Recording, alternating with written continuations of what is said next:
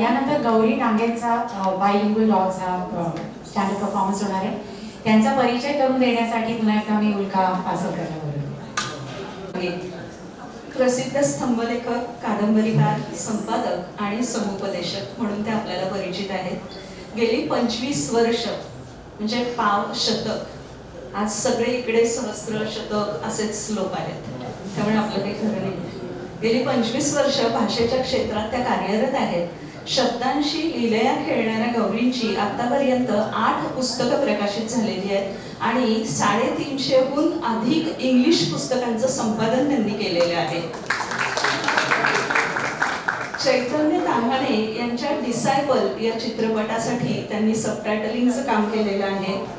आपल्या आतला लेखक शोधण्याची इच्छा असलेल्या लोकांना लेखन कार्यशाळेच्या माध्यमातून त्या मदत करत असतात. तर आता आपण गौरीजींना ऐकूया आणि ते आपल्यासाठी काय सादर करतात ते पाहूया. धन्यवाद. मला विद्याताईंना म्हणायचं होतं की माझ्या रायटिंग वर्कशॉप्समध्ये the first thing that I tell people is की आयडियाज ज्या येतात त्या you have to find a way of trapping them, नाहीतर they just go and they go to the next receptive writer.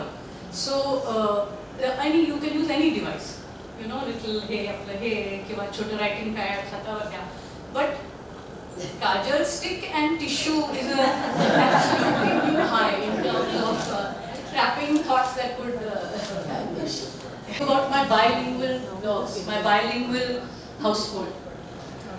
So mine is a bilingual household. Most Indian or urban homes are bi, tri and sometimes even quadrilingual. But I don't mean that just the human inhabitants here in my house speak 2 languages. The 2 resident canines too speak 2 different languages or understand 2 different languages. One is English speaking Kutra, and so to speak, and the other is Marathi speaking. And they simply do not understand the other language. One is strictly Marathi and one is strictly English. Whatever people may say about dogs understanding actually only tones and not language, not actual words, it's not fully right. Though I do have a friend who once demonstrated very brilliantly how tones work with dogs rather than words. He called out "Manjar, Manjar" in a hissing, "go get him" kind of tone, and his dogs hurled themselves at the garden wall and anticipating a nice mouthful of cat. But a few minutes later, when they had settled down again, he said in the same hissing tone, "Sridevi, Sridevi," and the dogs chased after imaginary or potential cats. And so he proved his point that it's all about tone. Well, granted that your tone does work a lot, but still, dogs do understand words and in different languages, in their mother tongue, if you will. I had a Tamilian neighbor who would say "fan inge" to her German shepherd, and the fellow would look at the switch and then at the fan. But if you tried "Sridevi inge" in the same tone, he would probably say "go find her yourself." So to come back to my sharply divided bilingual home, the older dog, who grew up in Mumbai, when he was with me in a predominantly English-speaking household, understands English. Not just single word commands like come, go, sit, walk, eat, shut up, but also more elaborate sentences.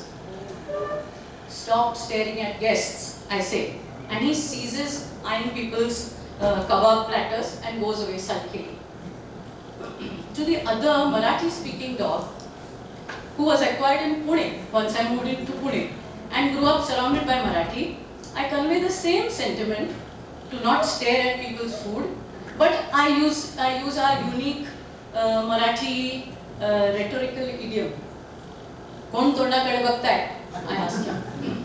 I ask him dripping Marathi sarcasm, and this dog looks guiltily away and pushes off with a very distinctly Marathi And the fun is that neither of them can understand a single word of the other language.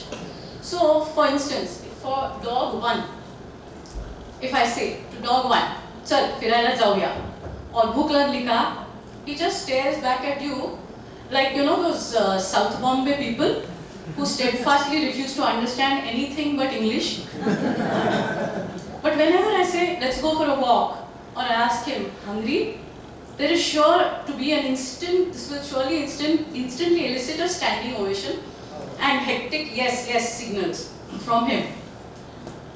Now dog 2, were I to say the words, elegantly say the words, black slipper, he would just continue with whatever crime or misdemeanor he is committing at the moment. But all I have to mutter darkly to this Marathi speaking dog is Kali Chappal. And that gets him to stop nipping at people's ankles or trying to dig a passage in the garden all the way to China. Now a word of explanation. When still a puppy, dog 2 had chewed up one of 2 black beaded slippers of mine, very favorite slippers. With the remaining slipper, so bite me, I had whacked him soundly, all the while asking, "Ka khalis maje kali chappal?" After that, the Kali Chappal word can be invoked when things get out of hand to great effect. Dog 1 grows a halo around himself when I say excellent animal. Dog 2 needs to be told Shana Putra.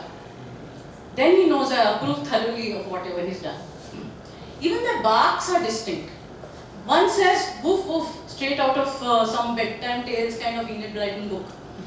And the other one does boo boo, like the dog from my first book of Marathi nursery rhymes. When I'm out walking with this jodi, things get complicated. Kadeni chal, move to the side. I'm saying almost at the same time to the 2 of them. Since, as you all know, Pune traffic roars dangerously close past you in only one language, the language of the road rowdy. Pani hawa, water, I rap out. And several such instructions and questions issue forth from me like a simultaneous translator. Now here's a further twist to the tale. The fact is that dog 1, which is the English speaking dog, is by birth and breed a mongrel, better known as Sadak Chhap or Gauthi. This particular one was born in the Warsaw 7 Bungalows Kachra Peti and then adopted by us. And yet he responds only to flowing English. Dog 2, the Marathi speaker, is a West Highland Terrier, a Scotsman, better known as Angrezi Kutta or foreigner. But he is the one who responds only to brusque Marathi. And so there are several innocents in and around my area. Children, courier boys, postman, housekeeper, watchman, carpenter, milkman, paperwala, dhobi, and several such who never fail to exclaim, these innocents, never fail to exclaim in great wonder, "Arey, this Sadak Chhap knows English and that Angrez knows Marathi." I have tried often to explain that it isn't some hierarchical skill, this language learning, with English reserved for the upper echelons and whatnot. But somehow I can't get this point across. Too complicated.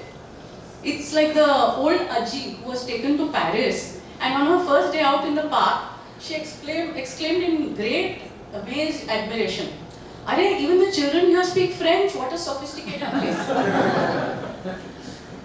This opposite or inverse language skills of my 2 dogs continue to be quite the talk of the town. At times, poor dog 1 is openly jeered at by some of these people. "Arey, Gauthi kutra asun English ka boltois? Marathi yet nahi ka?" I'm not joking, I kid you not. A policeman once came home to inspect a break-in. This was when there was just dog 1, the English-speaking Gauthi. He asked me what the dog was doing while the house was being broken into. Sleeping soundly like me, I answered sheepishly, trying to offer some lame explanation about the dog now being old. Having observed me instructing dog 1 in English, the policeman sniffed and said chastisingly to me in Marathi, "Let me tell you one thing, madam. All this come, go talk, no? This kind of talk with these Gauthi dogs, no use. It only makes them lazy and think that they are some kings who have to just sit around and eat chicken with it." Well, I did not tell this policeman that indeed this dog and I just that night had shared Hakka noodles and chicken lollipop from the nearby Kiran Dhaba. And we had slept through the chori, the house break-in, possibly as a result of the Ajinomoto in this food. And on top of it, this Gauti Kutra had stretched out and slept on my razai next to me. The policeman's parting shot to me was, give him bhakri doodh, leave him out in the night and tell him in Marathi only, "Eh, Rakhankar, swathala bhat gentleman nako samjus. And madam, no more talking English with this dog." Well, there's a thought. An entire sociological, pedagogic, linguistic construct. Perhaps Noam Chomsky should be informed.